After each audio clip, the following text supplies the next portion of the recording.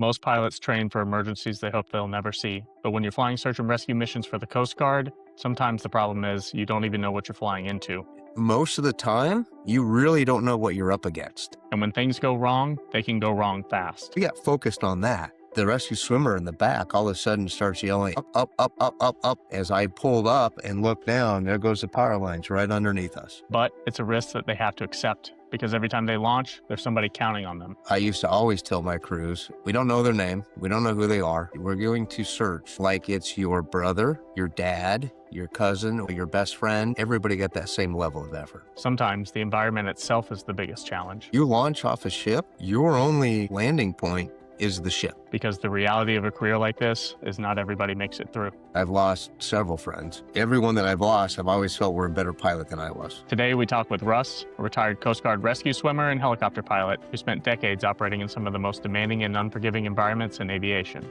His experience spans from the early days of the rescue swimmer program to ship-based helicopter operations in heavy seas. This is the Aerpod. My name is Mitchell. Now let's hear more about Russ.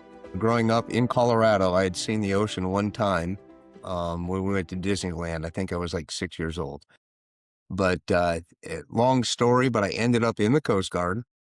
And my first station out of boot camp was actually in our old stomping ground near our former employer was Oxnard, California. Sure. At the small boat station.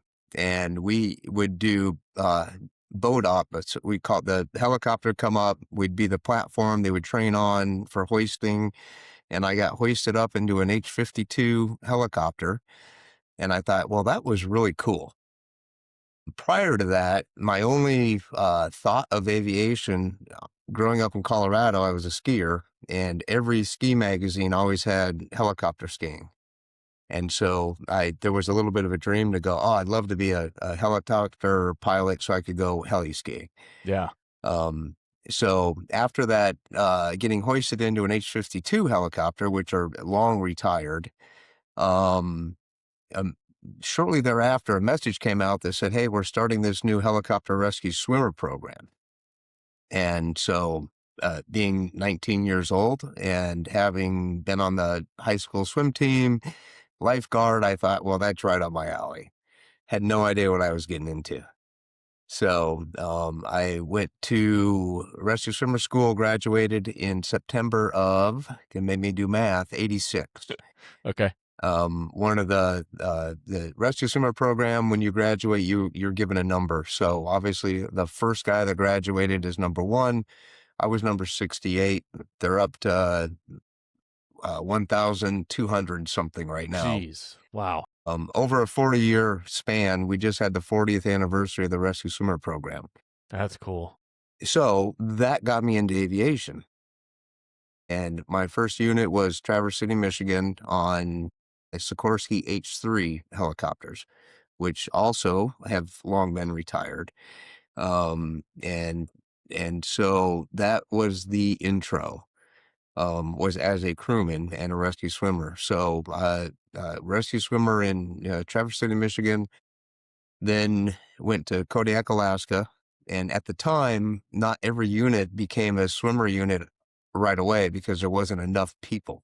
Mm-hmm. They were building the pipeline and getting guys through school and gals to be able to have enough swimmers. And so I went to Kodiak and was the first group of guys to do the rescue swimmer program in Kodiak. From there, rescue swimmer in Detroit, Michigan.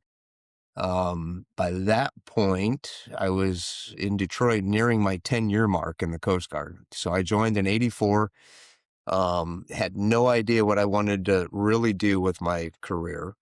And I was on a flight one night, and we always held the pilots in a very high regard for good reason. And because A, they're pilots, B, they were officers. And 2 of my pilots were having a disagreement in the cockpit coming back from a search one night. And I kept saying, who's flying the plane? Who's flying the plane? Because they were finger pointing and it was not their finest moments. I'm still friends with them, but after that flight, that was the turning point. Because I was like, oh, they're just normal guys. And if they can do this, I can do this. Mm-hmm. So that was the catalyst to go, well, I'm going to try to go to OCS, Officer Candidate School, and become a pilot. Very cool. So it took me, I got picked up on my fourth try because it wasn't an automatic, oh, I want to go to OCS. And they just go, okay, you can go now. You have to Hmm. apply, interview, a very competitive process. Um, but then once I got into OCS, my whole goal was to be a pilot. I was too old. There was, I believe, don't quote me, but you had to be 32 or younger. Sure. I was 33. Okay. Um, had a waiver, got denied, got a second waiver. Again, another long story behind all that, but my second waiver got approved, and so I got to go to flight school. Yeah, I think they pushed those years back a little bit now too. I think it's 34 for most of the services now because they just Okay, need pilots so badly. But right. yeah, yeah, I would guess most people probably don't realize that there is an age cutoff to become a pilot because they want. I mean, they're obviously investing a lot of time and money in you, and they want to get that back on the back end once you get out. Yeah, absolutely. And they want to, and there's a health issue with that too, right? They Sure. want to make sure you maintain your health and physical flight status. So, Yeah. So why the Coast Guard? Was it just an interest in being by the water, or did you have a call to serve in the military and just wound up there? What was it? well, it was my because of my father. He was a City of Boulder, Colorado firefighter, and I grew up at the firehouse, and that really most of my life, that's what I was going to do. And I was in my senior year of high school, and the fire chief pulled me aside and said, what's your plans? And I said, well, I'm going to come work for you. And he said, well, one thing, you need to mature and grow up a little bit. And Sure. number two, you had to be 21 to get hired. And he put the bug in my ear. He said, go join the military and do your 4 years, get out, come back and see me. And I'm sure there would have been a little nepotism there. At least in my 18, 17, 18-year-old brain, I was like, oh, I'm a shoo-in.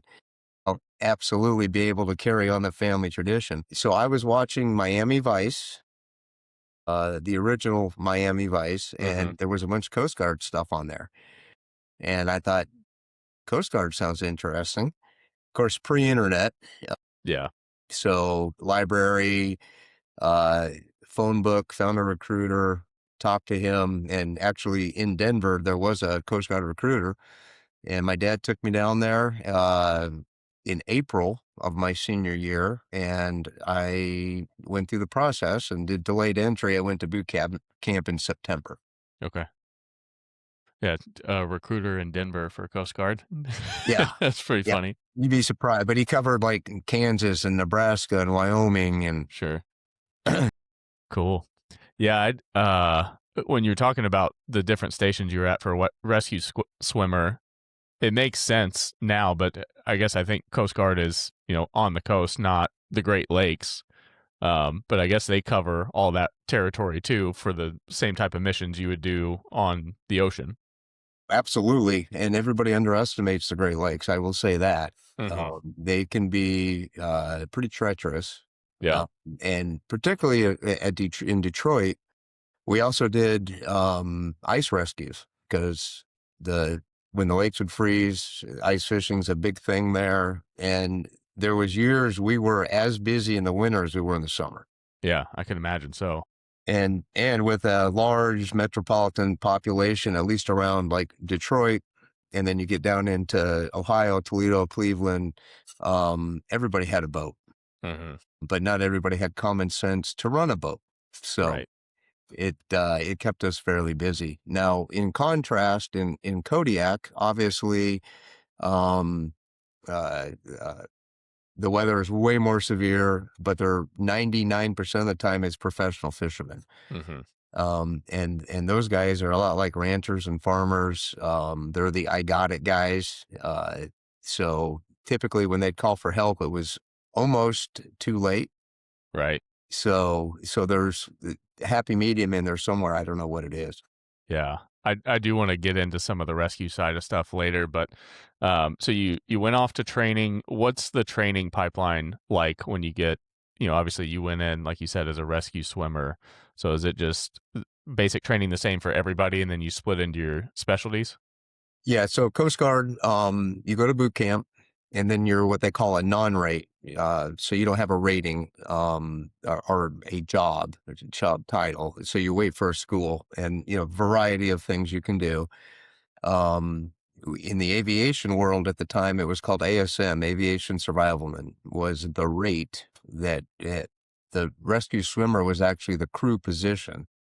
So if you were an ASM, by default, you were going to be a rescue swimmer.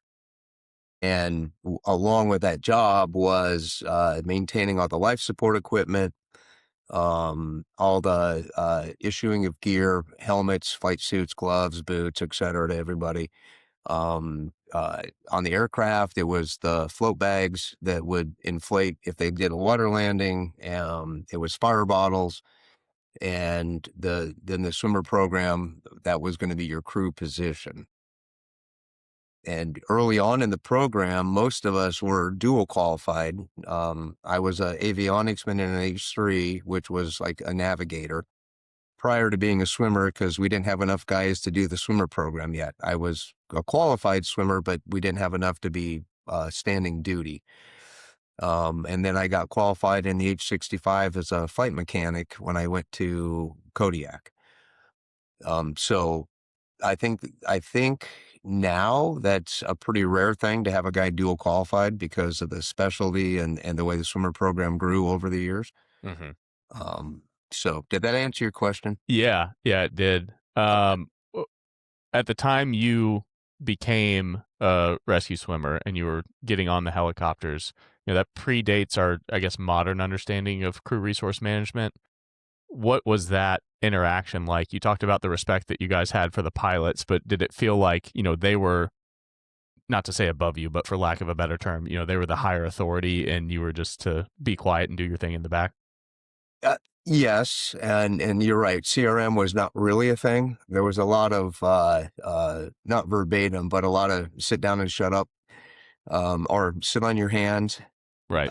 I distinctly remember a pilot. We were flying some low level just for fun, and one of the crewmen in the back was not really enjoying it. And the pilot was a former Vietnam guy. Oh boy. And he said, Those "You are know fun. what? Do me a favor. You can just be quiet, but if you see tracer rounds, let me know."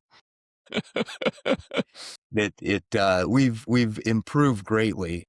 Even back then, though, there was still they didn't have a name. It wasn't titled CRM, but all the pilots' new input from the crew was crucial to mission success. Sure. Yeah. That's good to hear. Yes, and as a new program, the rescue swimmers being introduced, there was a growth period where a lot of the pilots were like, I'm not going to put a guy out of, it was out of their paradigm. We don't put people in the water, we pull people out of the water. Mm-hmm. And so there was some angst on when to use us, how to use us.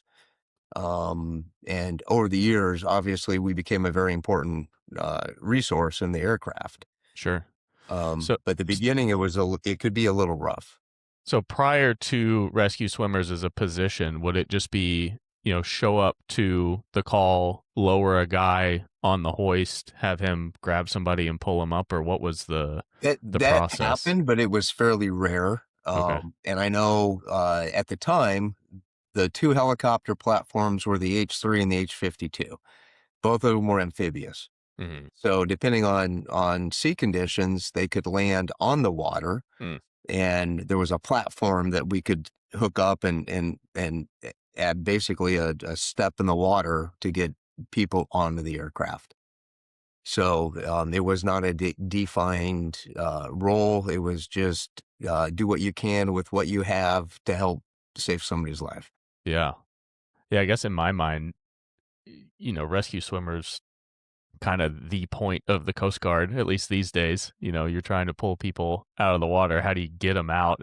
It surprised me that it was that late into the Coast Guard's existence that became a position.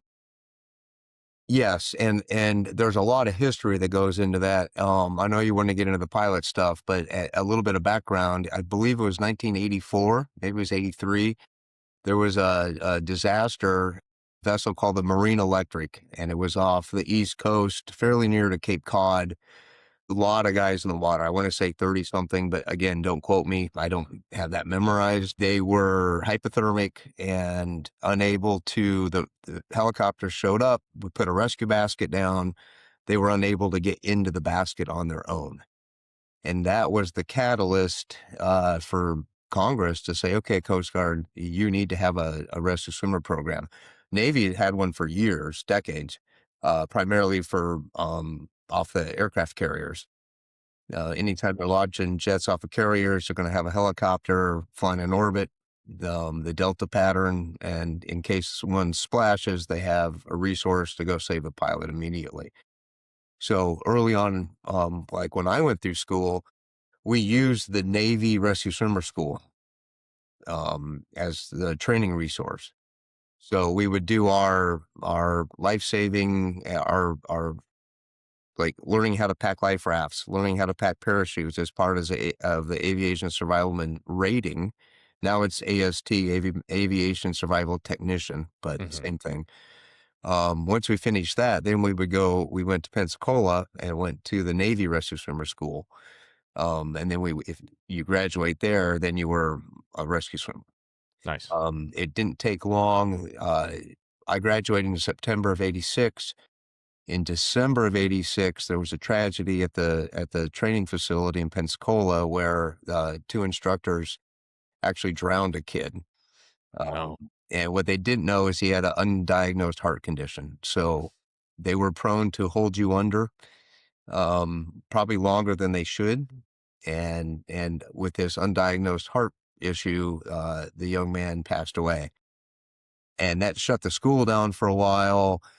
Coast Guard finally said, okay, we need to have our own facility. So they moved it to Elizabeth City, North Carolina. That's where all the aviation A schools are. And so they built the pool, the platform, everything they needed to do in-house rescue swimmer training. Mhm. And so, and then I'm a little biased. I think we superseded the Navy's training by a lot Yeah. over the years. Yeah. I mean, it makes sense that at the Navy, it's a contingency, and for you guys, it's the main mission. Right. Absolutely. 100%. When you went in to the Coast Guard, did you have preconceived notions of what that would be like? And then what was the reality check for you once you got there? I had no clue. I just, again, my only frame of reference was watching Miami Vice Sure. with, Super fast accurate, boats. I'm sure. And every once in a while, maybe a helicopter would fly by. All I knew is that I wanted to be a firefighter. So I figured the search and rescue element is, there's, I think, 11 or 13 mandated missions of the Coast Guard. The first one's always search and rescue. Mhm. And I figured that would tie in well to becoming a firefighter after my 4 years. But like I always tell everybody, I forgot to get out. So after 31 years, I finally retired. So I can't really say I had preconceived notions because I had no idea. I had no clue. So I was a blank canvas. Probably a good thing to come in a little blind and ignorant to it and just accept it as it came. Right. Well, and obviously pre-internet days, so we didn't have the ability to look stuff up and ask questions on forums and things that we have the ability to do now. Yeah. And The Guardian wasn't out yet, so nobody knew about. Yeah. I do want to get into that because I think that's most people, including myself, biggest or I guess best understanding of what the Coast Guard does because it's the most prominent piece of media around it. Yes, absolutely. That Um, and Hurricane Katrina. yeah.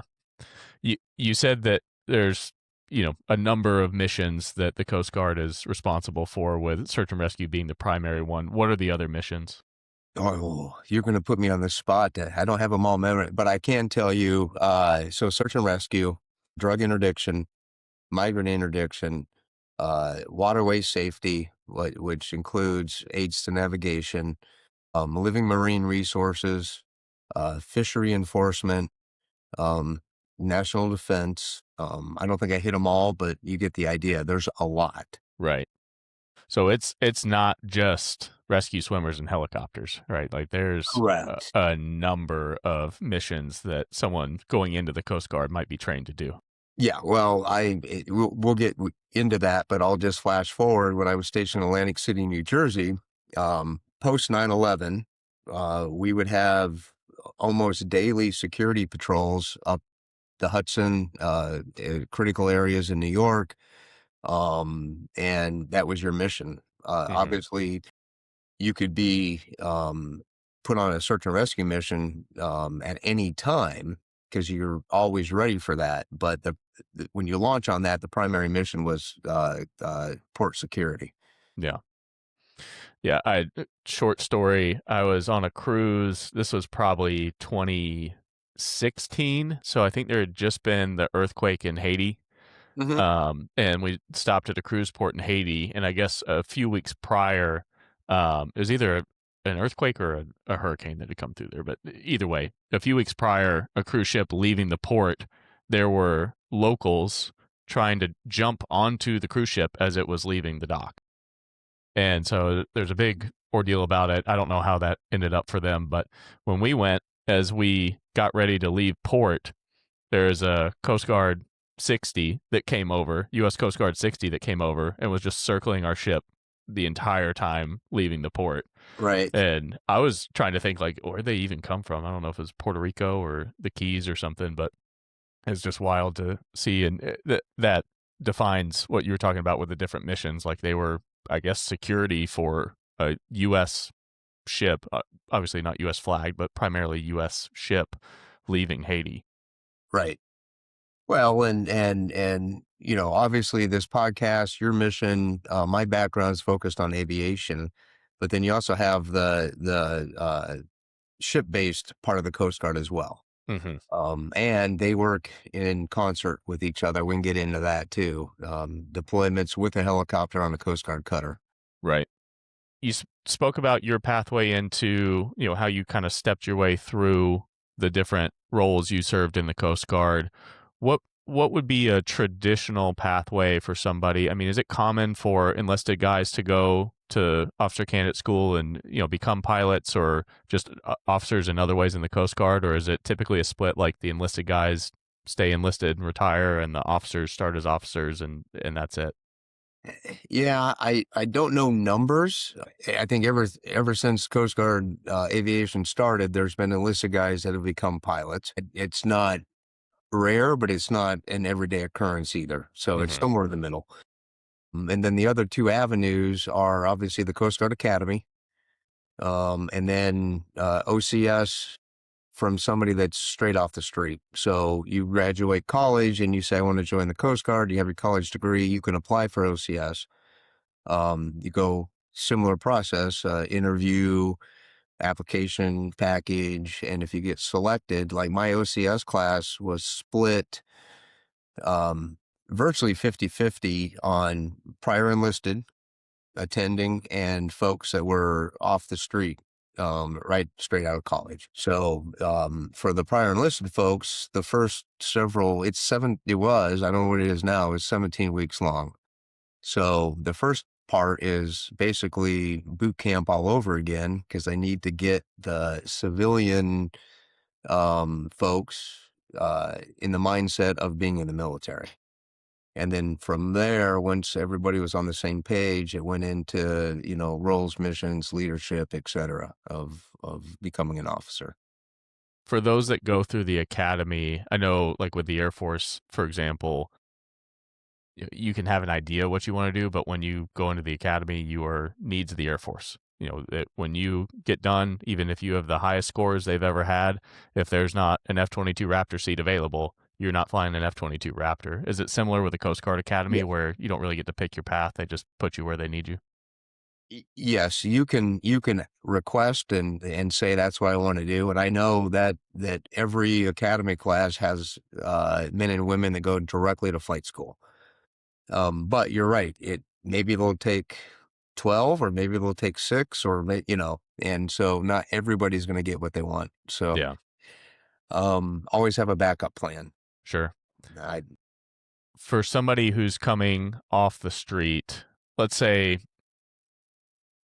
let's just start with a high schooler, for example. They have the option, they can either go enlist in the Coast Guard, they can go to the academy, or they can go to college and then do OCS after the fact. But they want to fly helicopters for the Coast Guard. What path would you recommend they take? oof. And so the caveat there is I've been retired over 10 years. So some of my information that may not be the most current. Um, if they want to fly and that's their heart's desire, at this point I think probably either doing the academy, because if you don't get selected for flight school directly from the academy, you're going to go, more than likely you're going to go to a ship and be a junior officer on a ship. Mm-hmm. You still can apply for flight school. You still can continue to apply, and so there's always a chance you can get picked up there. And the college degree, and if you're aviation focused, maybe you have your PPL, and you say you go Embry-Riddle, and then you try to join the Coast Guard. That's going to give you a leg up. If you get accepted to OCS, it'll give you a leg up to go to flight school. So and somebody can, your comments and emails may tell that I'm full of crap, but I think that's probably the best path. Because if you go the enlisted route, which I did, it's going to take you have to be an E5, and you have to have a minimum of, I believe, an associate's degree to apply for OCS, to just apply. And it's very competitive. So a lot of guys aren't getting in unless they have a bachelor's. And so you're basically 6 years before you can even apply for OCS. But, and again, I'm biased because coming from an aircrew position, enlisted, a swimmer for almost 11 years, being with that knowledge and going to flight school was a leg up for sure. And even more important when I got to my first operational unit, because I knew what a mission looked like. I knew what talking and listening to the radio sounded like. I knew the steps that we would take to hoist somebody out of the water. So my contemporaries, like I have a very good friend that he came from college. We did OCS together. We did our primary flight training together. We did our rotary wing training together. Then we were partners for our H-65 transition course. And then we were stationed at the same unit. So we were attached to the hip for years. And he retired as an 06, excellent pilot. But when we were both co-pilots together, I had the advantage of, I only had to focus on flying the aircraft. He had to focus on every piece of a mission that was new to him, where I took it for granted that I already understood what that was. Yeah, huge difference. Yeah. So, same hypothetical high schooler that's wanting to go into military service. And I know there's going to be 1,000 different caveats to this, but for our example, let's say their only goal is to fly some variant of the Black Hawk for whatever reason. Every branch of service flies some variant of the Black Hawk. What are the cultural differences in the Coast Guard that might be attractive to somebody versus all the other branches of the military? You mean to pull somebody in to fly 60s in the Coast Guard versus the Army? Correct. Yeah. Army, Air Force, Marines, what about the Coast Guard sets them apart? A couple of things. One, you're not getting shot at, as a general rule. Usually. Yeah. Two, and a lot of this, we had a lot of folks that came from, we call them direct commission aviators. So they were already a qualified pilot, Army, Navy, Marines, Air Force, and they would come to the Coast Guard. And they were tired of living in tents. They were tired of the sand and the desert. So the units in the Coast Guard where the air stations are at, obviously they're near the water. Typically they're in some pretty nice locations. Depending on what you like, if you are a person that needs to go to the shopping mall and high rise, want to live in a high rise, Kodiak, Alaska is probably not the place for you. But uh, an air station in Miami may be a good fit. So, but our locations are really good. Coast Guard is a small service overall. Aviation, whittle that down, it's a small community. And I almost guarantee after your first tour at an air station, you're not going to go somewhere else without knowing somebody directly or knowing somebody that knows somebody. So it quickly, the family becomes a family within aviation. Yeah. And I'm probably getting ahead of myself because there's two pathways when you get Coast Guard Aviation, and you're a pilot, and it's either an operations pathway or an engineering pathway. And when I say engineering, we had aeronautical engineers. You're basically running maintenance. So you're in charge of all the maintenance of the helicopters, all the mechanics on the hangar deck, and that is a competitive program where you apply, you get accepted, and about a year's worth of schooling to become an aeronautical engineer. And that's the route that I chose because I loved being on the hangar deck. The one difference between Coast Guard Aviation and all the other services, unless it's changed, is you are a fixer and a flyer. So you are doing maintenance on an aircraft on a Tuesday. You could be standing duty the next day on Wednesday, flying in the aircraft you just worked on. So we didn't separate. There's only guys that work on the aircraft and only guys that are a lot of the services call them crew chiefs. We call them flight mechanics, that crew position, hoist operator. And so I am a little biased that we have a really high level, top notch professional maintenance program, primarily because you're flying in the same aircraft that you're working on. Sure. It's interesting. I just had a podcast with a guy named Creighton. He did some of the maintenance for us at the company that you and I were a part of before. Okay. Yeah. But A&P pilot, he's worked on a bunch of different stuff. And we talked about how we think it's important that each position within aviation understands what all the other pieces are doing, and how, maintainers that go get their pilot's license are probably better maintainers, and pilots that get their A&P certificate are probably better pilots, and, air traffic controllers that fly are probably better controllers. So it's interesting you talked about that, because I think it does give you a better appreciation for it, both as a maintainer and as a pilot. You understand better what's happening with your aircraft. When you're trying to fix something with the aircraft, you were the one that was in it, so you can say, I know this is wrong. You don't have to hand off the squawk sheet to somebody and be like, well, it was making the noise, it was going chirp chirp chirp chirp, and they're like, I have no idea what you're talking about. Yeah.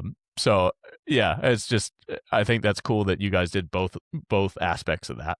Yeah, and you're absolutely right, and I agree with what you guys were saying. That you get a huge benefit for understanding the other side. So I support that. Yeah. I want to get into some of the flying stuff, and maybe we circle back to some of the rescue swimmer stuff later, because there's some pieces I want to touch on there too. But when it gets into flying, correct me if I'm wrong, but did you spend time with a C-130 too? Did I remember that we correct? don't talk about that, Nish. As a helicopter guy, it's like riding a moped. It was a lot of fun, but you don't want your buddies to catch you doing it. It's okay to have wings that don't move. Yes. We all got to fly on those. So yes, so I'm going to back you up a little bit. I don't mean to drive your show. So I finished flight school, and again, needs of the service. I really thought out of flight school I was going to go fly C-130s. Because that was the writing on the wall. The Magic 8 Ball said maybe, but I was fortunate to go to an H-65 Delphine platform, and that's where majority of my pilot time was spent, in the H-65. When I flash forward years later, I was an assistant engineering officer in Atlantic City. Time to transfer, and I went to Kodiak, Alaska, as an assistant engineer. And my boss, who we both came there at the same time, he was also a 65 guy. So I lost that draw because both of us couldn't be the same platform. And so I tried to go 60s. They nope, you're going to go C-130s. Again, needs of the service, which kind of was ironic because the only fixed wing time I had was in a T-34 in flight school, single engine tandem aircraft. Yep. And I go to my transition course for C-130 and immediately get thrown in a sim flying a C-130. And so there was a learning curve that was off the charts. And I'll never forget my first operational flight out of training. Did it in Clearwater, and the sight picture of a C-130 or a fixed wing coming to a runway versus the sight picture of a helicopter coming into land are 180 degrees. And all the time in the sim, I knew exactly what I had to do, but on that landing in real life, my body reflex was, oh, I need to pull the nose up on this thing. Yeah, that's not what you want to do. Yeah. We call that a go around. Yeah, but I was fortunate to fly it in Kodiak. You know, we used to always joke the largest bush plane in Alaska is a C-130. Right. And be able to see every part of the state and a variety of missions. So I did that for 3 years, and I was actually in my aircraft commander syllabus when I got orders to be the engineering officer in North Bend, Oregon. And so I went to the ops boss and I said, I'm done. I don't need to finish the syllabus. Give it to somebody else because I'm going back to helicopters.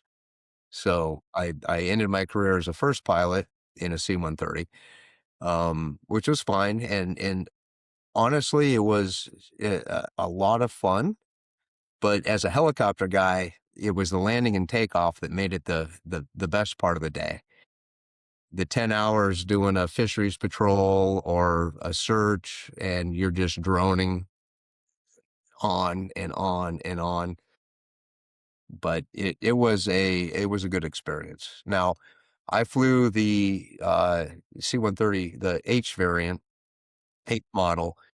I believe they were all gone now. It's the J model, so H model was my grandfather's C-130, steam engines, and the J model is all electronic cockpit, less crew, better speed, better endurance. It's the Super Herc, the hot rod.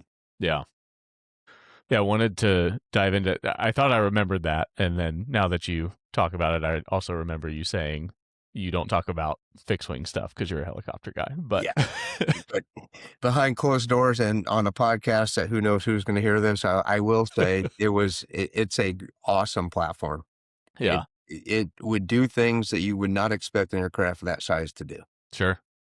Yeah, what was there anything different about the Coast Guard's variant? Because that's another one that, every branch of service operates some variant of the C-130. Did the Coast Guard one have anything special?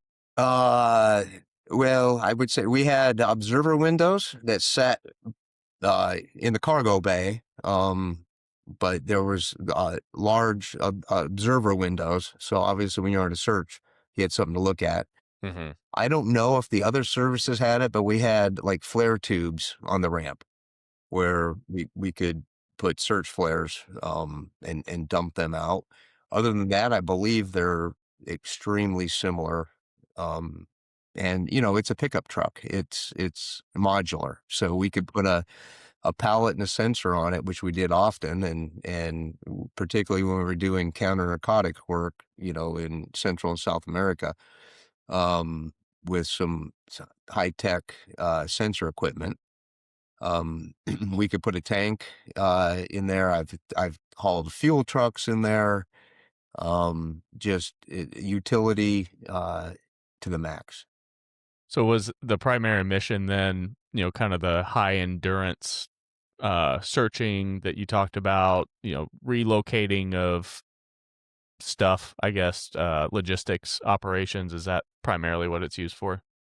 Yes, and obviously long range search and rescue. Hmm. And I can only speak to my time in Kodiak, but we had actually it was the largest air station because we had C-130s, H-60s, and H-65s.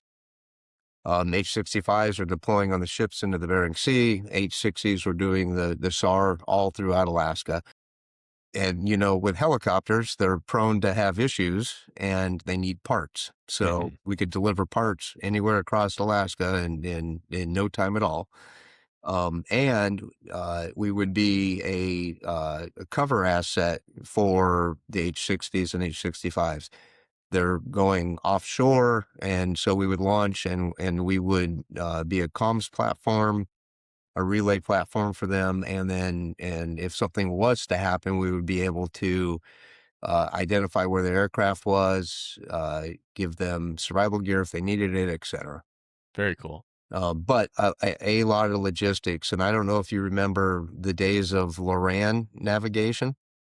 I don't know. Okay, it was a maritime based pre-GPS, and there was Loran stations, one in like Attu, on the Aleutian chain, like the last island on the Aleutian chain. A couple others along the Bering Straits, and so those were remote stations with a handful of folks maintaining that equipment. So we would do monthly supply runs for them, food, fuel, mail, etc., to maintain those stations. Yeah, I bet you went to some pretty remote locations in that thing. Yes. I think the most remote that I went to was a tragedy because Air Station Barbers Point had a helicopter mishap with loss of life. The entire four crew members lost their life. When that happens, that station stands down. Every member of that station is not going to stand duty as they're working through the tragedy. So they bring other members from Coast Guard stations to fill the gap to Hmm. fly. And they had H-65s and Hercs in Barbers Point, Hawaii. And so I came from Kodiak, and the aircraft commander and I and our crew went down for a couple of weeks to stand duty. We got a call for medevac on Midway Island, Wow.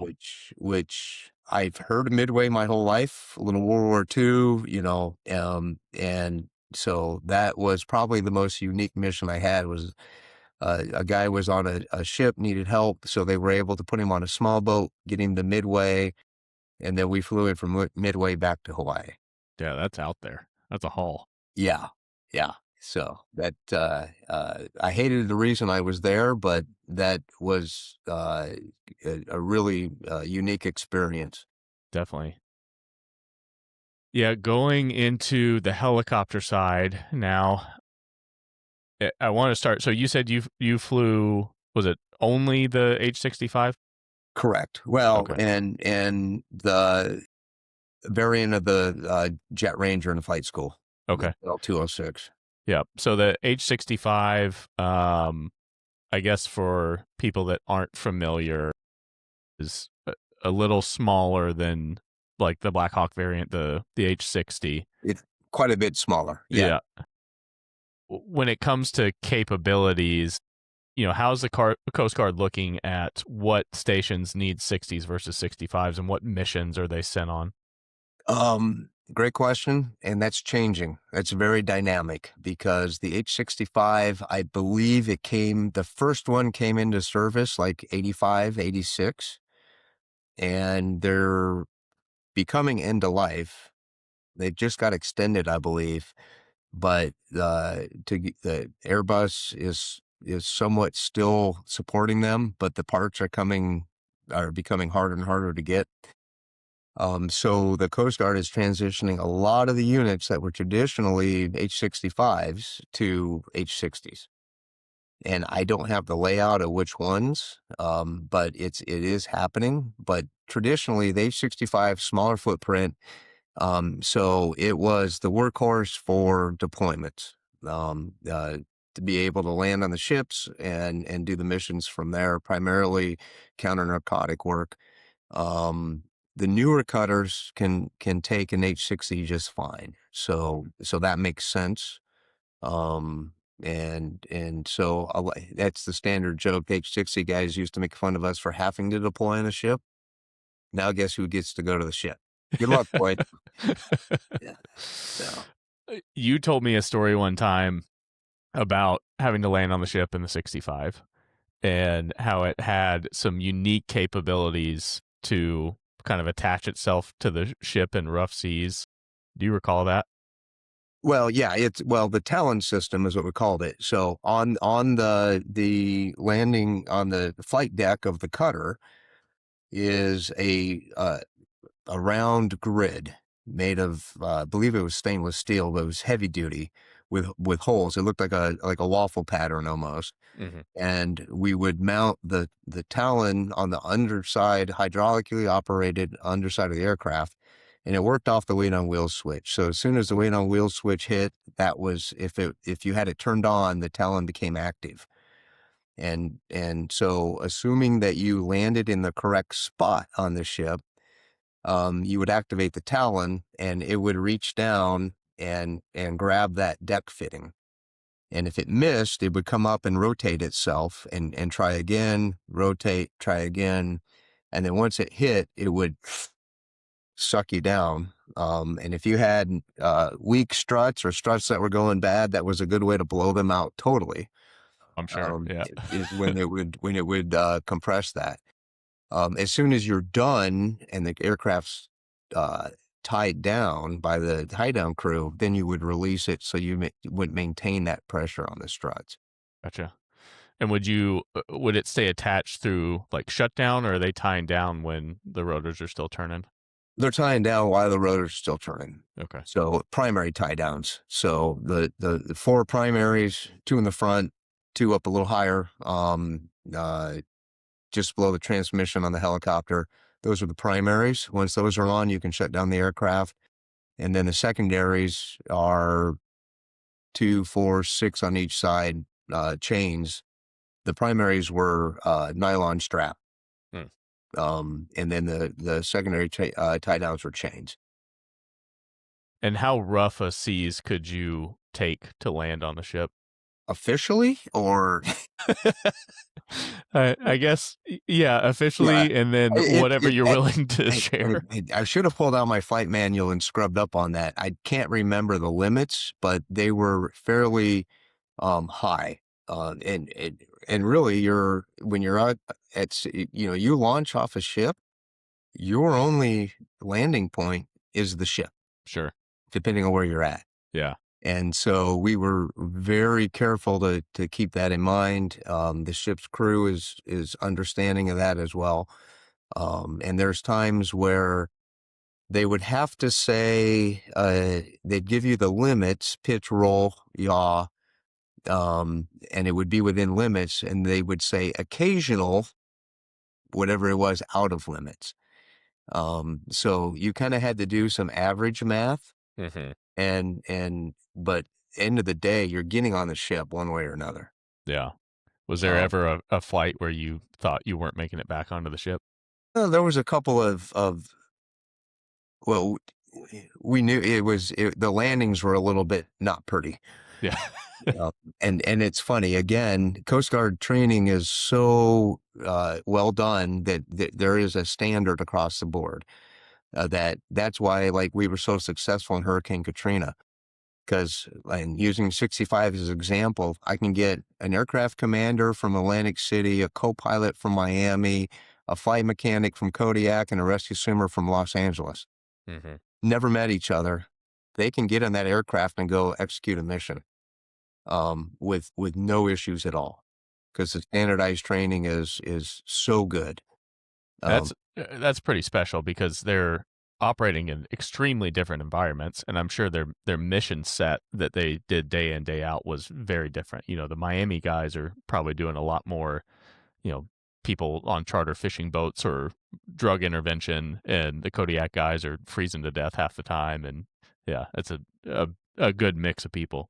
Well, and make fun of my south of I-10 brethren, the Miami guys, the New Orleans guys, the Houston guys, Corpus Christi, that, if they had 8-foot seas in the Gulf, that was a big day. North Bend, Oregon, Astoria, Oregon, you have 8-foot seas. That's an average day. That's just a day. And it's same with shipboard landings. So, and I'm picking on Miami, but you can get shipboard qualified in Miami, and it's like landing on flat glass because the sea states are really calm. You get qualified out of North Bend, Oregon, you're going to learn how to read the ship, the flight deck, the waves, the wind, with a little extra effort of understanding what that means. And we used to call it the West Coast Slam because, what's every pilot want? They want a pretty landing, right? So you're coming on the deck of the ship. If it's calm, yeah, you can come right down. Beautiful. But if it's not, you're timing this ship moving in, 3-dimension to find that spot where it flattens out just enough, and you're going to put it down aggressively. Yeah. So you would try to wait on it to get to the right spot, because I've heard, absolutely, 100%.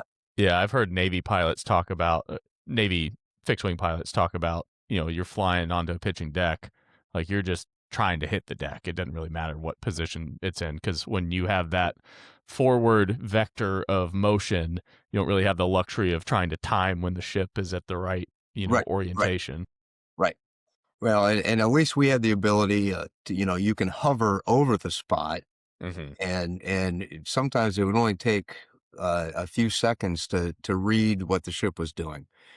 And a lot of the times there was always almost a corkscrew effect as the ship would come, pitch up, pitch down, and the flight decks are always the aft of the ship, and there'd be a little bit of yaw, and it'd give you like a corkscrew effect as it would come back off the backside of the wave.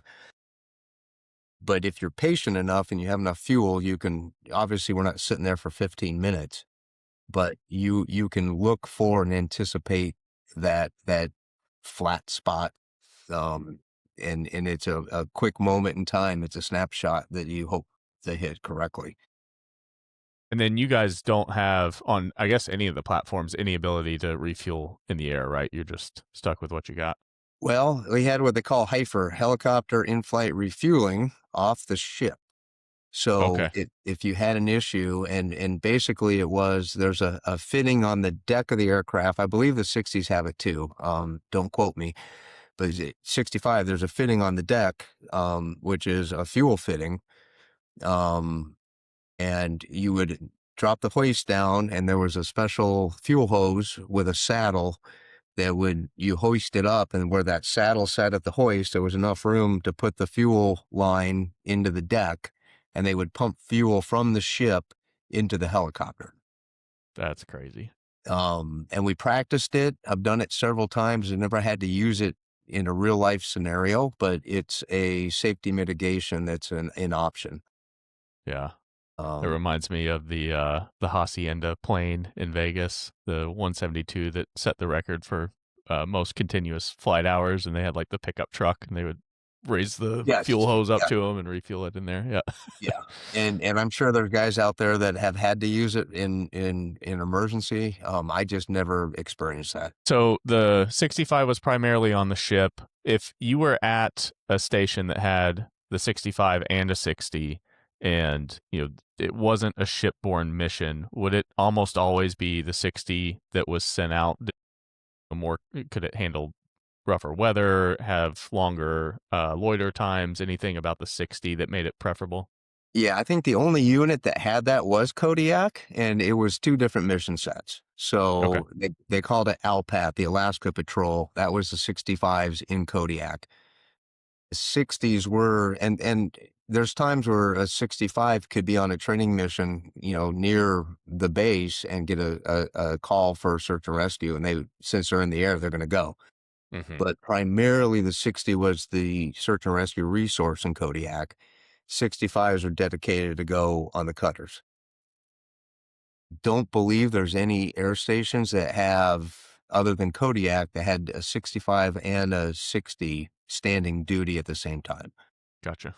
But yeah, obviously you get way more endurance in a 60, anti-icing ability in a 60, more cargo and payload capacity in a 60, but it's a larger footprint. So there's trade-offs. Was there anything about flying the C-130 that you think helped you be a better helicopter pilot, or just fixed wing to helicopter in general? Oh, that's a tough question. I think let's go back to our flight school days, right? Whether you're a civilian or military pilot, your IFR, and we flew our IFR in the helicopter as well. But I think your understanding of the far aim, flying a fixed wing at flight level, whatever, 250 or were things that I had put out of my mind as a helicopter guy. Above 1,000 feet, I get a nosebleed. So, um, I don't know if I answer that question well enough for you, but, Yeah, I was just wondering. It was like we talked about with understanding some parts of aviation help you be a better aviator in other parts. I didn't know if there was a good crossover from fixed wing to helo. yeah, well, and it was pretty unusual to have a helicopter guy transition into C-130s. And I'll never forget, I was in Kodiak, one of my first operational flights, and well-meaning aircraft commander, he had never flown with a guy that was a helicopter guy that had transitioned to C-130s. So he was like, well, I'll talk on the radios and you can listen and see how it sounds. And I used to joke that I was a voice actuated gear and flap actuator. I can get the Like gear, I can get the flaps. the autopilot in airplane. Yeah, and at the time I had probably as many flight hours in a 65 as he had in a C-130, and I just let it go. I'm like, okay, you teach me. I'll just listen up.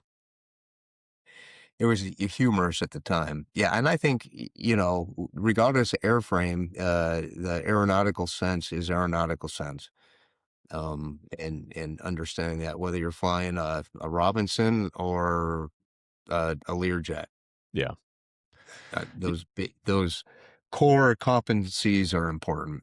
Yeah. Some of the takeaways I've had, I've told you about, and I've talked about them a couple times on the show, but my friend flies Pavehawks for the Air Force. So Okay, he yeah. does combat search and rescue stuff. They're obviously going into environments where they are being shot at occasionally. So they do a ton of low level. He's like, 80% of my hours are below 200 feet or whatever. Like they're just Right. on the deck constantly. And it was interesting to see him go through some of the flight planning stuff. I got to tour kind of their ready room and see some of the stuff they use to plan. How much focus they have to pay to power line towers and just other ground obstacles. Like, yeah, fixed wing guys will pay attention to like the tall radio towers and stuff, but I don't really care about 100-foot transmission tower, where for them, that's life or death. Well, and funny because like I talked about the direct commission aviators coming from other services, able to teach me a lot, like low level flying. Mm-hmm. However, you take an Army guy offshore at night, you want to see somebody get uncomfortable real quick. That was it. Yeah, I Because bet. it's a paradigm shift. It's an environment that they not used to operating in.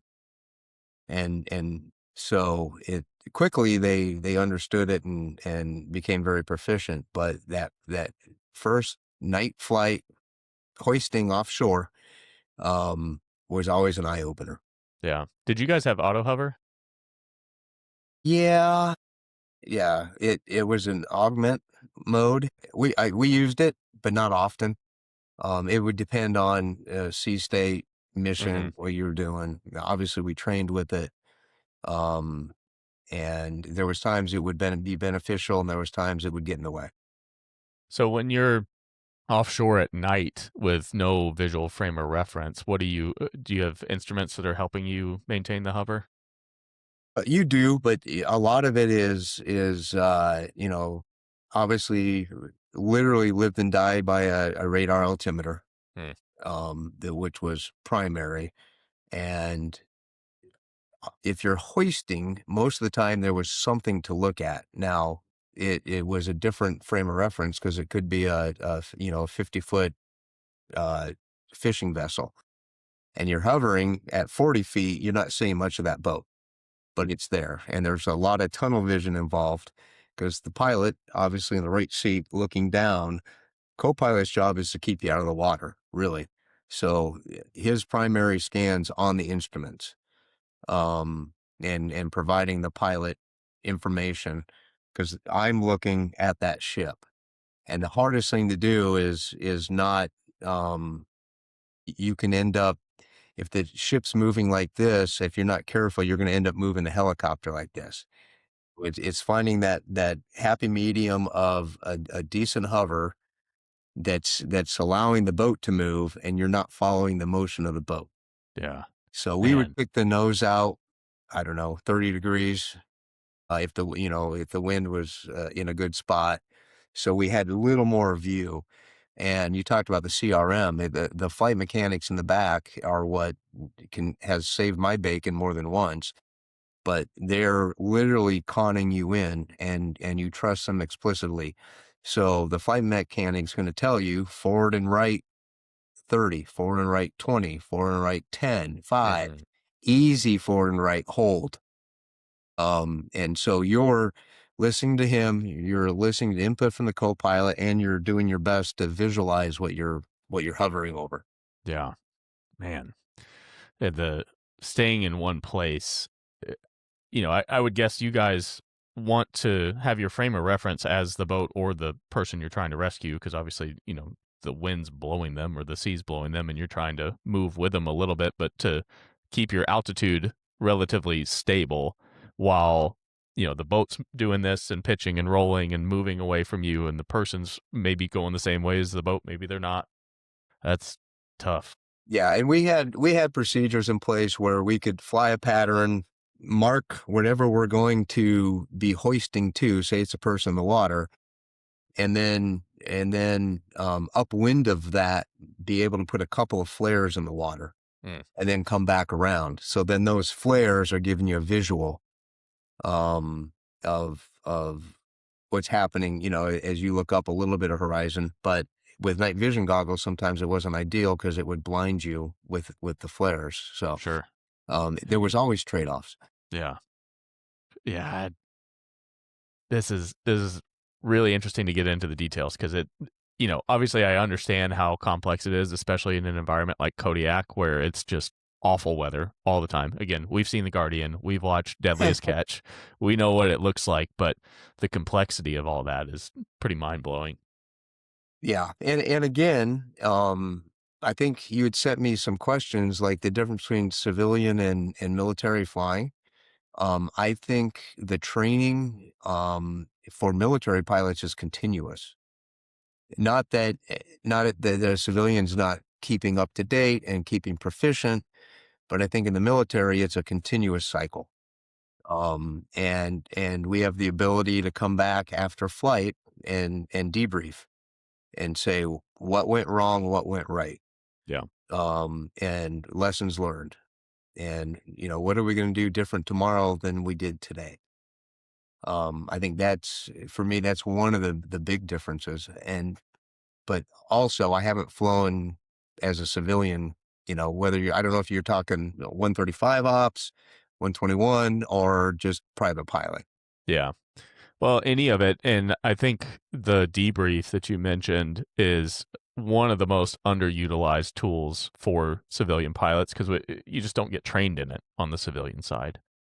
It's not, maybe, obviously I've not gone through like 121 airline training, so I don't know if they do, but you're doing quick turns. You're at a regional, you got maybe an hour between landing and takeoff. You got to do your pre-flight and prep the plane and, input your flight plan and like check in with ops and all this other stuff. Like, do you have time to sit down for half an hour with your FO and go through what went right and wrong with the flight?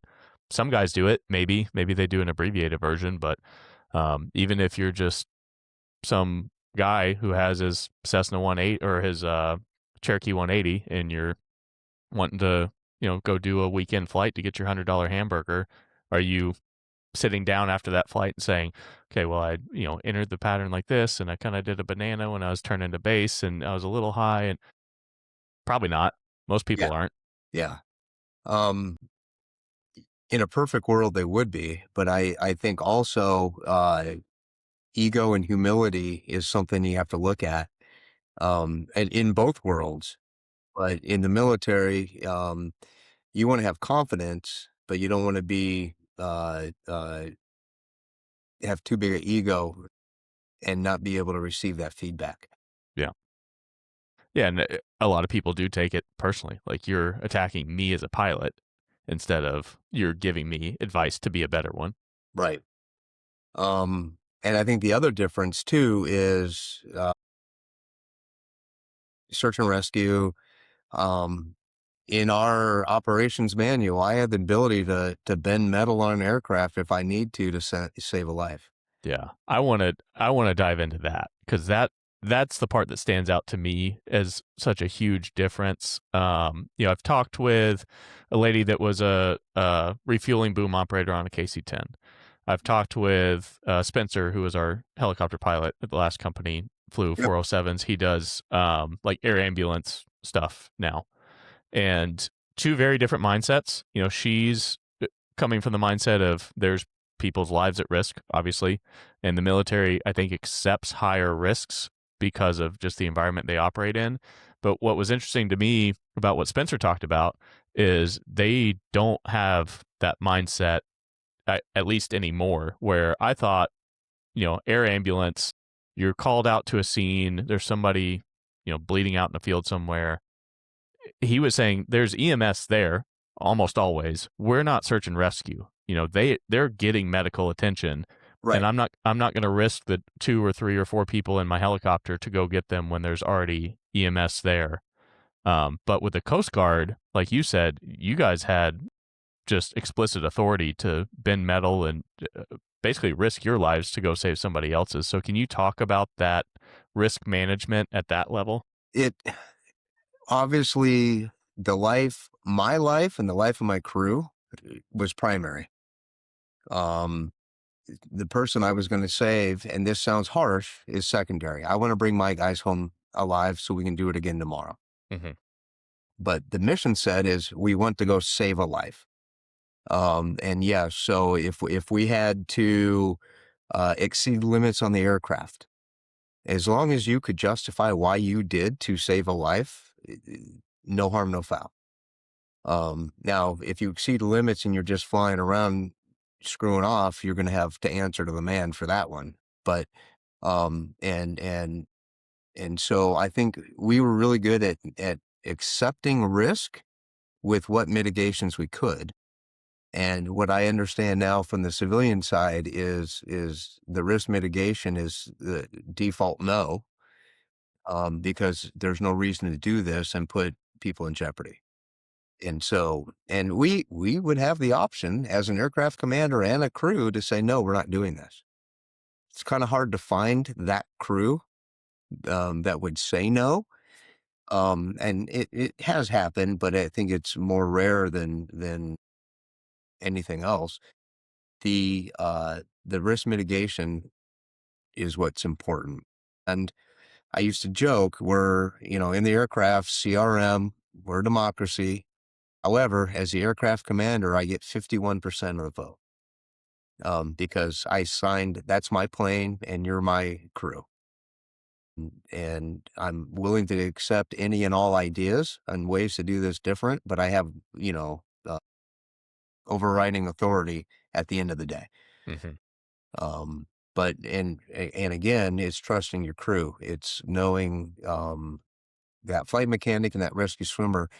You may have a rescue swimmer that's been doing it for 15 years and has a lot of experience, and you may run up against a situation that you've never seen, but he has before, or the flight mech has before.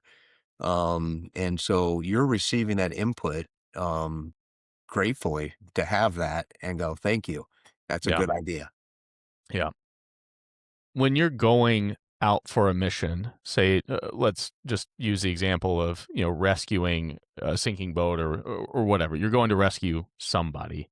What's that mindset like preparing for that flight as you're walking out to the aircraft? What's going through your mind? Again, it's basics, the basics, because most of the time you really don't know what you're up against. You get a little bit of information. Somebody calls the Coast Guard and they can say, hey, we're sinking and we're a 65-foot vessel and we have 3 people on board and you get a lat long and we go.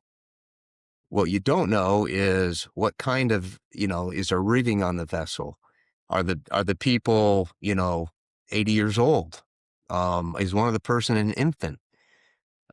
Is there a spot that you can actually hoist to on the vessel? Is there somebody capable of maintaining a course that puts you into the wind for a good ability to hoist? So those are variables that every time you launched, you really couldn't control until you got on scene and laid eyes on it. Yeah. Do you have one particular mission that stands out in your mind?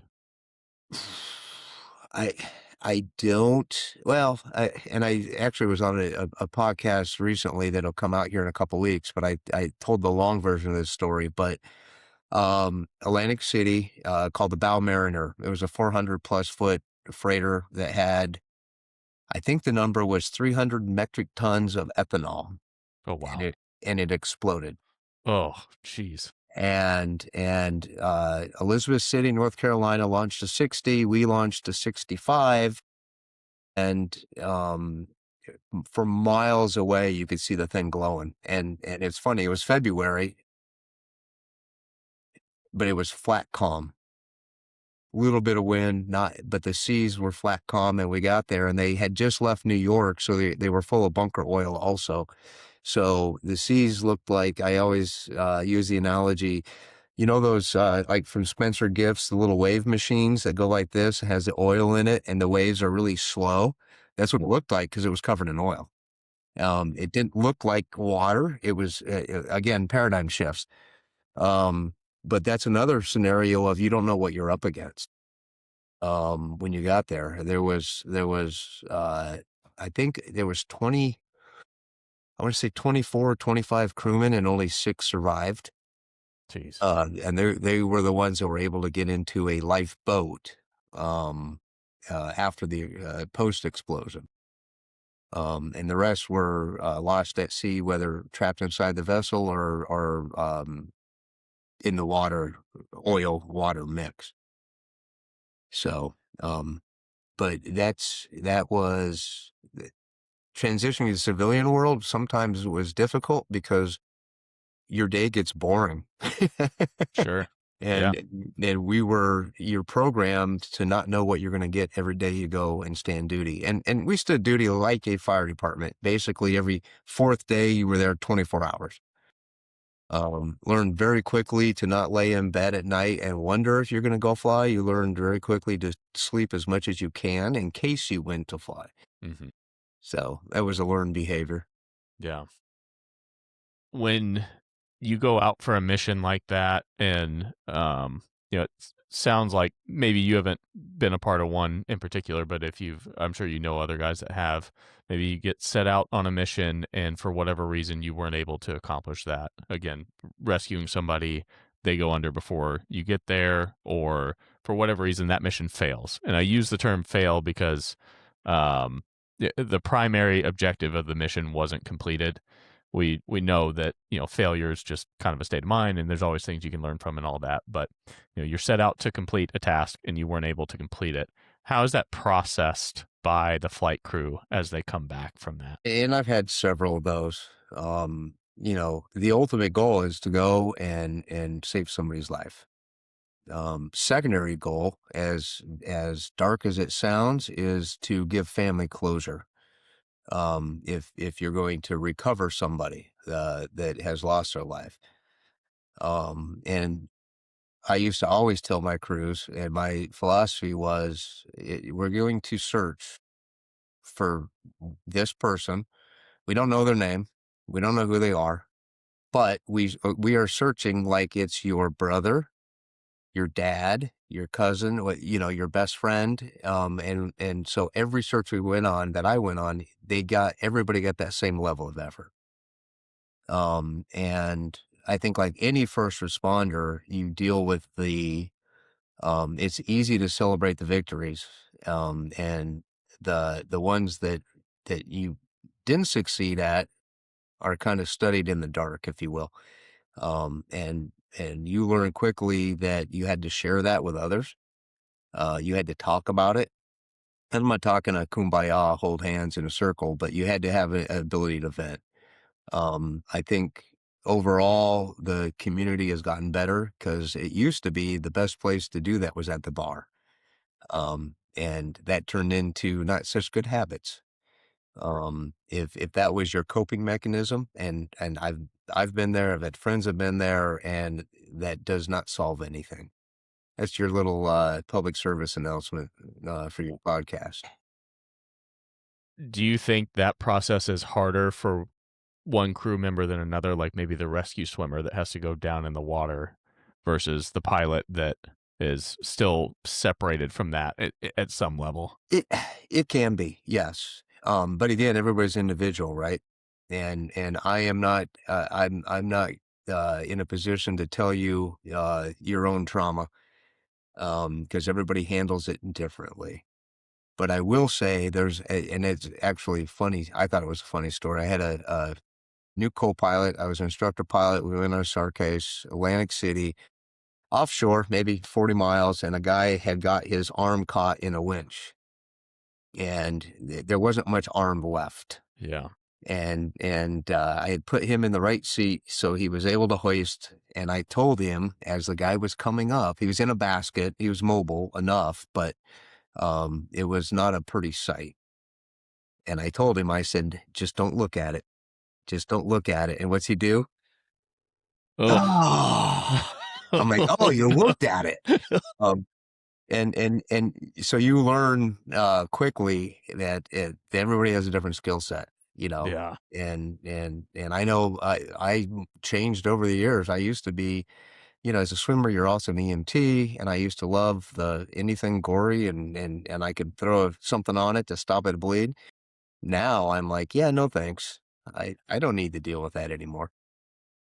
But yeah, I think that's a valid question about how you handle that. Everybody's individual, and I think the strength and vulnerability to be able to say, "Hey, that really bothered me," and finding, we had the critical incident stress management. They called it CISM. Good program, but I think knowing who you're stationed with, knowing who your friends are, and in our line of business, and again, law enforcement, first responders, firefighters, EMTs, paramedics, the biggest thing is not causing collateral damage. So a lot of times we wouldn't be able to take that home and tell our spouse what happened because I don't want to damage them, and they weren't even there. So you have to find a network and a release of folks that you trust to be able to talk about it. Yeah. And then losing, you talked about there was the one station that had lost 4 crew members in a tragedy. When you have colleagues that are doing the same work you're doing and you lose them, processing that, understanding, I'm big for studying accident investigations. I think that makes people better pilots. But when it's so close to you like that, how do you work through that, and what are the lessons you can take away? And also, how do you separate yourself from, I don't know the phrase for it, but it's like, my girlfriend loves watching murder documentaries. Like, some Right. people just like to do, it's like a sick fantasy almost. How do you separate from like, okay, I'm watching this to become better educated versus like I'm almost torturing myself by digging into the details? Yeah, almost like a voyeur of Yeah. yeah. I and I've had it happen. I've lost several friends. And I think it's a learning point, and it's also a point of humility because everyone that I've lost, I've always felt were a better pilot than I was. Um, and that made me want to be a better pilot Hmm. because no matter who you are, you can have a bad day. and sometimes that bad day has severe consequences. Um, but uh, every time that happened, it personally for me, going internal with it is to up my game, and not Monday morning quarterback, not throw stones, and don't be the guy that said, "Oh, I would never do that," because if you say that, you're a liar. Um, and we weren't there. We weren't in that situation. We weren't living it in real time. So I'm not one to nitpick somebody else's tragedy. Yeah. Yeah, I think it can be taught better. A lot of the stuff around accident investigations, five hazardous attitudes. I just had a conversation on a podcast this week about how I used to teach my pilots in the operation that I would run the hazardous attitudes, because the way it's taught is like, these five hazardous attitudes are bad, don't do them. And it's just not a realistic way to be like, teach people how to be a better pilot, right? Right. And the way that I would tell my pilots about the five hazardous attitudes is, these are not a reflection of you as a person. Because you exhibit the traits of this doesn't mean that like you are a macho pilot. You are, you think you're invincible, all this stuff. There's situations that you get in that make you more prone to these attitudes versus others. Like, there's going to be a day where you have the invulnerability and you're like, nothing can stop me. There's going to be a day where you're macho. You had that great landing on the pitching deck on the ship and you're like, yeah, I'm the best pilot there ever was. Yeah. It's being able to recognize the situations where you're prone to those and then counteracting that. Yeah. Oh, I agree 100%. And again, I'm going back to your military versus civilian. It's the mission first attitude that sometimes can get you in trouble. Mm-hmm. And it's cliche, but knowing your limits, knowing the limits of your crew, obviously knowing your limitations of your aircraft, and combining all of those to be successful. And there's times where I've had to say, no, we can't do that. It's beyond our capability. And I'm not going to risk my entire crew to even attempt it. Is it harder to do that walking out to the aircraft before you take off than it is when you're in the air on the way, or vice versa? Yeah, I don't think it was. I don't think it has ever been a thought walking to the aircraft. It's always, like I said earlier, it's always once you get on scene, Mm-hmm. because you just don't know, and sometimes your mind can play tricks on you. Like we had one. It was an Easter Sunday. It was in Oregon on the coast, and it was an aircraft accident. And we were told that an aircraft hit a power line. That's all we knew, and we knew the location. Well, we almost hit a power line getting into the aircraft because both the co-pilot and I, we saw it was a Cessna. I think it was a 172 or 152, but it was like the size of a Volkswagen.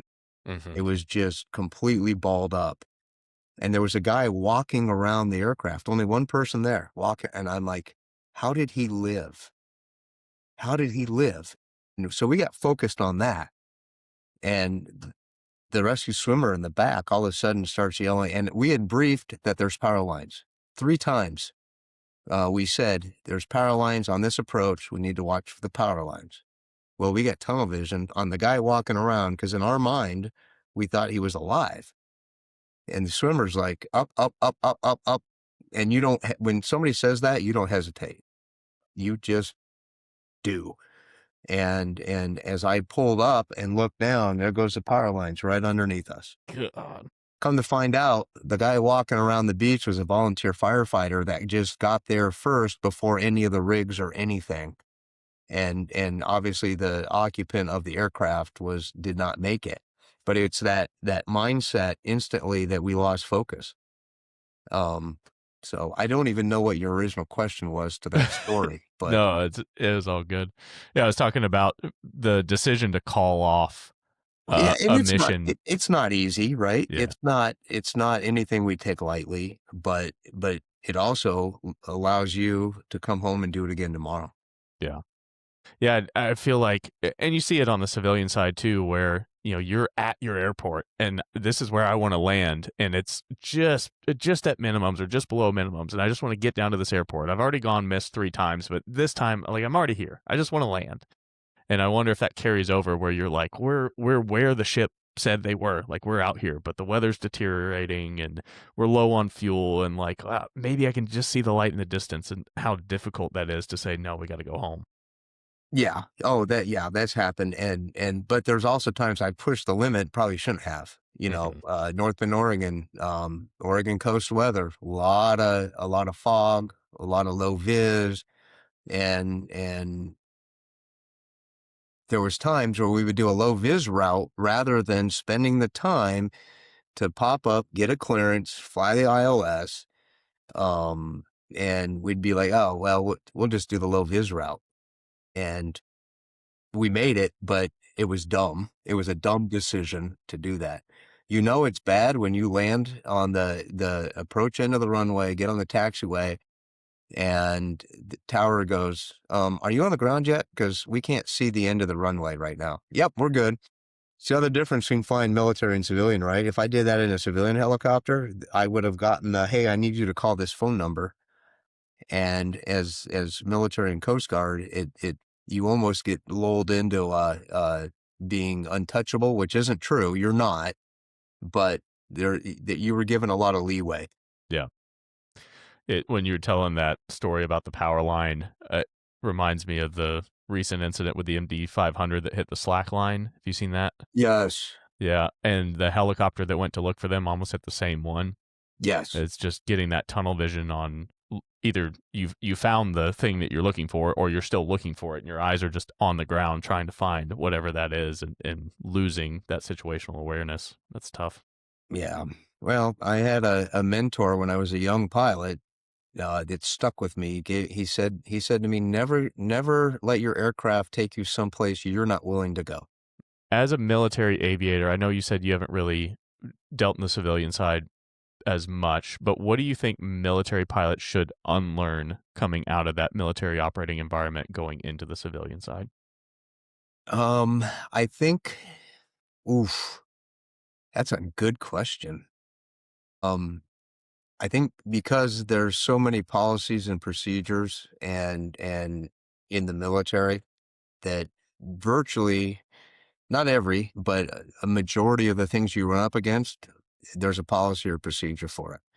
I don't think that carries over into even like the 135 side with your GOM may or may not cover those things. And so I think the kudos to the civilian pilots that have to on the fly make those decisions that may or may not be within their company policy, may not be within their personal comfort zone. And what I just talked about getting the little mea culpa from Tower as a military pilot, you're not going to receive that same benefit as a civilian pilot. And I think the third thing I would add to that is the ego check of, and I've seen you can be a 8,000, 10,000 hour helicopter guy that spent your entire career in the cockpit, and you go fly civilian. Um, you have to relearn the way of the company you're flying for. You may not be able to fly the aircraft the same exact way you flew it in the military. Does it make sense? Yeah. Yeah, you lose a lot of the protections that you had. And Right. And again, a conversation we had earlier in this podcast is the knowing when to say no changes. Um, and I think, yes, every aircraft that takes off has a mission. You have whether you're flying in your Piper Cub, you have a mission when you take off, something that you want to achieve. And I think in the civilian side, a lot of that is financially driven, if like 135 operator, and being able to say no and tell your chief pilot why you didn't go and you lost revenue for the company. yeah. Yeah, you talked about the former Vietnam pilot that was flying, saying, if you see us getting shot at, then let me know, kind of deal. I think that generation of pilots, especially on the helicopter side, they had the mentality of like, my life doesn't matter. I just got to go try to pick up these other guys. I hear so many stories. Chicken Hawk is a great book talking about that kind of stuff, where it was just go, go, go, doesn't matter the risk. And, that's softened quite a bit in the military, and for good reason. I mean, we were just losing people left and right for no reason. Right. But yeah, like you said, coming to the civilian side, it's like, what's at stake here? Okay, I didn't get, I'm flying a Learjet across the country. I didn't get whoever's chartered the plane there on time, and they have to wait an extra day. Big deal. Right. Somebody's not dying if I don't get there. Whereas somebody could die if I push the limits and try to get there when I shouldn't. Right. Oh, 100%. Yeah. And I think, again, that mindset, and and your audience knows that aviation it inherently has risks. It's how you mitigate those risks. And again, on the military side, Coast Guard experience, we were probably, because of the mission set, you're going to push yourself further. And I think, again, that switching back to the civilian side to go, like you said, is anybody going to die if I don't do this? If the answer is no, then don't do it. Yeah, we had a project that I did for a little while where I was a sensor operator, fixed wing. We were doing aerial surveillance at night. A lot of it was high mountain terrain, and we had to be relatively low for the sensor to be effective. Right. We're probably 3,000 feet AGL, but we're in 10,000 foot terrain, following a designated path. And every night, I mean, it's, we're not getting shot at, so that risk is gone. But it's risky as far as GA goes. Like, that was a pretty risky mission. And every night I would tell the pilot that I went up with, my only goal is to be back on the ground safe. I don't care if it's here. I don't care if it's 500 miles from here. My only goal is to be on the ground safe. If we find what we're looking for, great. If we don't, fine. If we end after 2 hours when we're supposed to be out here for 8, that's fine too. But, and we were on this, me and the pilot were always on the same page. Like, that was our goal every night. And I think, you can get task saturated and so focused on the mission, even if the mission is inconsequential, where it's just human psychology, right? Like, we want to finish the puzzle. We want to finish the project. Right. So it's good to have that conversation with your crew members, I think, when you go to the civilian side, to say, what's our end goal? Our end goal is to be safe at the end of the day. How do we do that? Okay. Yeah, 100%. And what you were talking, the word that came to mind is the get home-itis. Like, oh, I have to land at the airport I took off from. No, you don't. You don't have to. It may disrupt your life, but you're going to be able to live to tell the tale of the night you had to spend the night away from home. Yeah. Yeah, the cost of a hotel and Uber and overnight parking at the airport is inconsequential compared to your funeral cost. Right. And we forget that sometimes. We do, I think, as pilots. On to the leadership side. So for me, you were a great mentor, a great leader at the company that we worked at. And I want to learn more about how those characteristics were instilled in you, either through the Coast Guard or otherwise. How does the Coast Guard train leadership, especially going through OCS? Well, that's book learning. And how do I summarize that? You can read every leadership book in the world. And you can get good ideas and you can get tips, but the practical application sometimes is difficult. And thank you for your compliment, because that's my answer.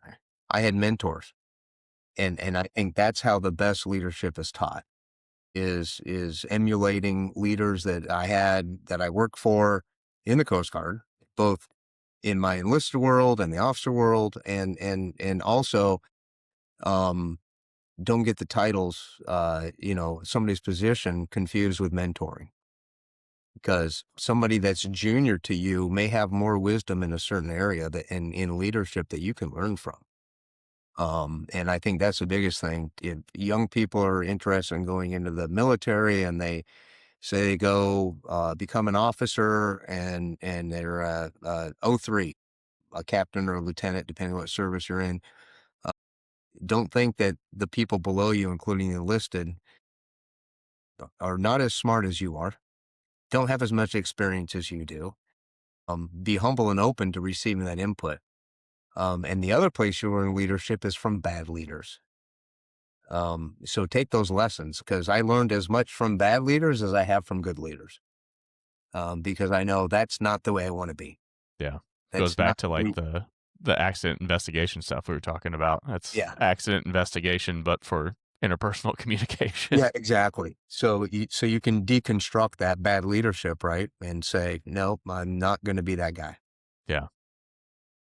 What would you recommend for somebody who becomes a leader young through official title, I guess? Anybody can be a leader if they're acting as a leader, but say they get put in a management position, or like you said, there's a young officer coming in and maybe they're dealing with people that are older than them. They've been in the service longer, or even at the airlines. Like, we're in a weird time where there's a big hiring boom during COVID, and you got some pretty junior captains that might be flying with 40, 50-year-old first officers. It's just a weird dynamic. So what would your recommendation be to those younger folks that are trying to find their way as a leader?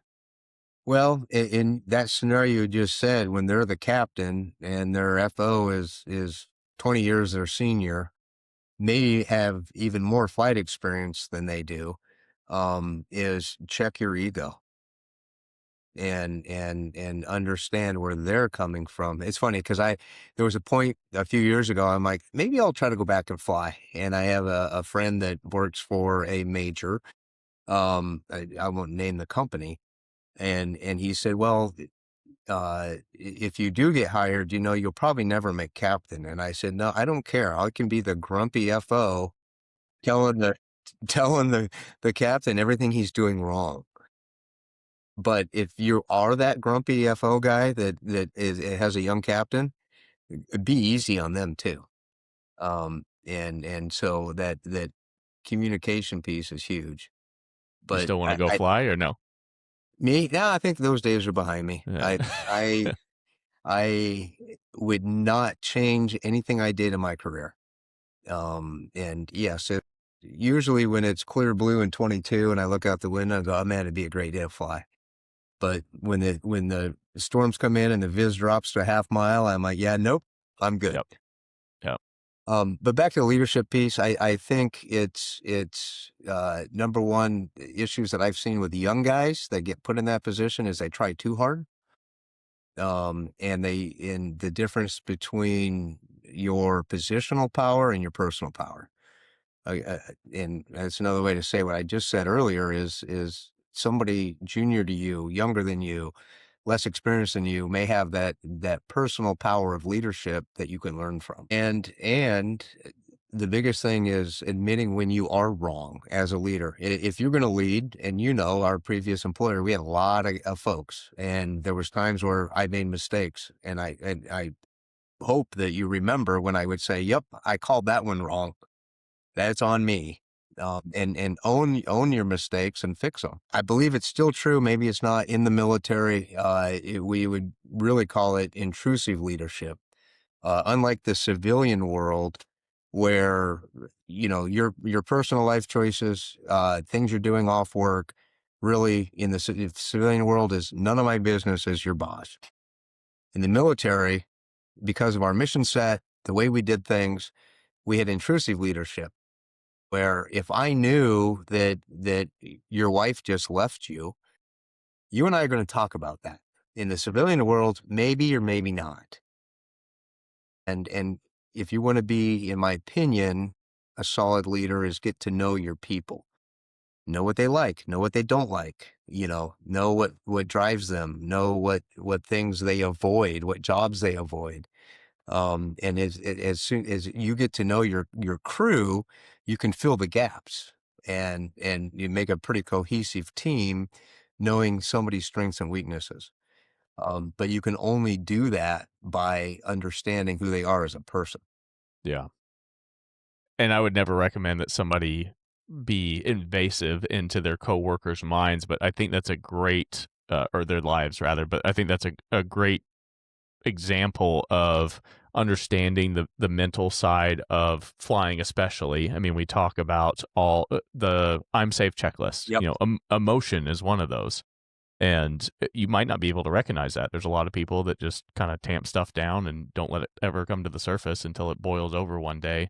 And, if you're at an airline or something, like you're not with the same person all the time, you're not going to get to know them. But just having some friendly conversations when you're allowed to, if you're at the hotel bar, go sit and have a drink if you want to do that, or have dinner with the captain or the first officer and just understand what's going on in their life.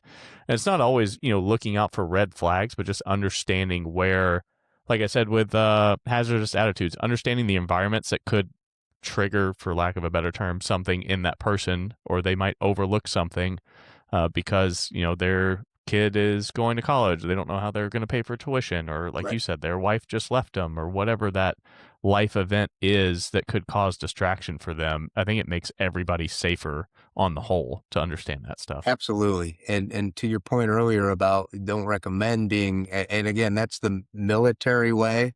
Mm-hmm. And I don't think I did that so much on the civilian side. Maybe I did, but let me reframe that is just know your people and understand. I've kicked guys off flights, a flight mechanic, because I knew, and I'm not specific, like doing a divorce or they had money issues or anything else going on in their life. I have told them, no, you're not coming on this flight. We need to find a replacement. Because what in aviation, what are we told? Compartmentalization, right?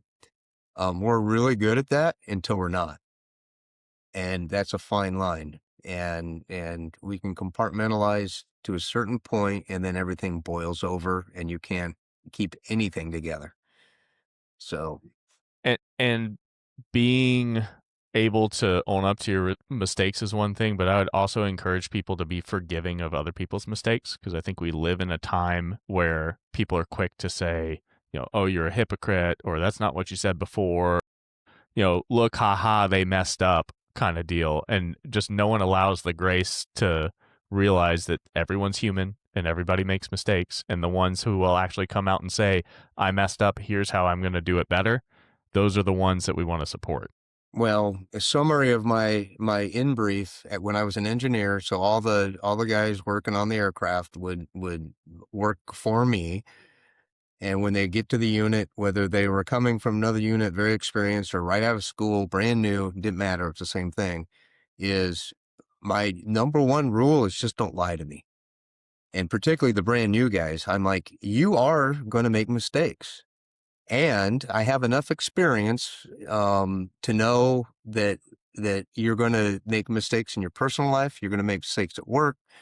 And we can work with that if you own it. But if you lie to me and try to hide something, then this is a totally different conversation that we're going to have. And so that's how I based everything I was trying to do is off that. So, we are human, and, human factors in aviation, and we know both on the pilot side and the maintenance side, things are going to happen. And if you try to hide a mistake you made, it's going to have severe consequences for somebody, including up to losing their life. Yeah, that's probably the biggest thing as we try to co-work in aviation, is building that trust, especially at these huge companies like at Delta. You're never going to know the mechanic that worked on your plane. Right. Right. It's just too big of an organization. And how do you build that trust when it's so large that everybody's just a number? And it's just having that inherent, your word has to be worth something. And the people that put their names on the papers and sign off and just have pride in their work are the ones that make it work long term. I agree. So after the military, I don't want to speed run this too much, but just to talk through what you're doing now, what happened after you left, and how your career progressed, and then what you're doing now. Yeah, quick summary. I retired 2015, and virtually since then, I've been in the unmanned space, both as a operator of UAS for a DoD contractor overseas, program manager for the Coast Guard, putting UASs on ships. Worked for a drone service provider.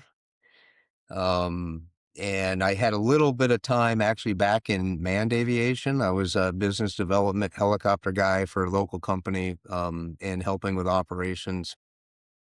We had a lot of firefighting contracts and selling some helicopters as well. And currently, the last couple of years, I work for In-State Solutions. We consult with emerging technology, primarily in the drone space. So FAA regulatory work, waivers, exemptions, airworthiness. We're not limited to that. We can work on STCs. Plug for In-State Solutions. Yeah. The most exciting world of regulatory. Oh, yeah. Sometimes I wonder. No, And but I tell you what, it is somewhat exciting only because you get to push some limits with the FAA, and this is new technology that's not going anywhere. The overall, it's going to continue to grow. There's some bumps in the road, but unmanned, to me, is a complement to manned aviation. It's not a replacement. Yep, totally agree. Hot seat question: is the DJI ban good or bad for UAS long term? I think right now, currently, my personal opinion, not my work opinion, is it's right now it's going to really hurt the industry. The FCC ruling, I think, was a little bit out of bounds on what they did and the way it's written. I know there's a lot of work going on currently as we speak to try to reel some of that in, but it's that DJI is the number one selling aircraft in the world and in the United States. And I won't go into the geopolitics of all of it. I just know that it's a well-built, fast-moving company that listens to their customers. Mm-hmm. And from an operator standpoint, where what I was doing before this, I will say that the ease of use and the capabilities of DJI aircraft are far and above competitors at the moment. So it's tough for the industry to not have that option available to them. And it's yet another bump in the road that we've seen for now several decades as UAS and drone work is starting to grow, and it goes in starts and stops. Yeah. I always like to leave people with a few pieces of advice. You've had some great ones throughout the podcast, but like to just end it on a couple questions. What's the biggest lesson you learned from aviation? How to remain flexible. You said that you would not change anything that you have done to this point. If you had the opportunity to go back, do you think you would follow the exact same path all the way through? Yeah, I probably wouldn't have flown C-130s, but that's no, just kidding. I wish I would have started my career earlier, my pilot career earlier, I guess, if there was one thing. And then that would have allowed me to gain even more experience. I mean, I have not tons of hours, 4,000 of pilot hours and another couple thousand as crew. So there's plenty of experience there, but I wish I would have started it sooner. And I think that would have translated into flying as a civilian a lot easier than it did for me. Sure. What's a mindset shift that every pilot should make? Ooh, that you're not invincible. That's a hard one. Yep, it is. And the ability to say no and live with that decision. Don't second guess it. Yeah. Yeah, like we talked about earlier with the accident reviews, everybody has that hindsight thing in the back of their mind. I was like, well, that was dumb. I wouldn't have done that. You don't know. You Right. might have. Exactly. Exactly. The I'm kind of pilots beat that one up, but I think it's important. Yeah, the pilots that were in the accident thought the same thing. They didn't take off that day thinking, "Oh, I'm going to crash today." Like it's a good day to crash. Yes. And then, any advice you would have for somebody who has aspirations to become a military pilot? Stay resilient and persistent. Learn to accept the no, because very, very rare that your path is going to go exactly how you think it's going to go. So if aviation is in your heart, in your soul, it's your goal in life, be persistent and resilient. Like I say, you're going to get a lot of no's. You may not pass a check ride at some point, but stay persistent.